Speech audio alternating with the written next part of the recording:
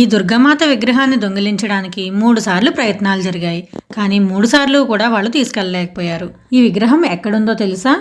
కేరళలోని మృదంగ శైలేశ్వరాలయంలో ఉంది. ఈ ఆలయంలోని విగ్రహాన్ని దొంగిలించడానికి 3 సార్లు ప్రయత్నించారు. ప్రతిసారి కూడా విచిత్రమైన కారణాల వల్ల వాళ్ళు విఫలమయ్యారు. మొదటిసారి వాళ్లకు రకరకాలుగా అనిపించడంతో దాన్ని అక్కడే వదిలేసి వెళ్ళిపోయారు.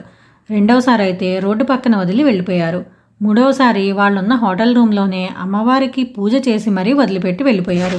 ఈ విషయాలన్నీ కూడా కేరళలోని రిటైర్డ్ డీజీపీ అయిన అలెగ్జాండర్ జాకబ్ అనే ఆయన ఒక టీవీ ఇంటర్వ్యూలో వెల్లడించారు. అప్పటి వరకు శిథిలావస్థలో ఉన్న ఈ ఆలయం ఈ విషయం బయటకు వచ్చిన తర్వాత జాతీయ స్థాయిలో ప్రాముఖ్యతను సంతరించుకుంది.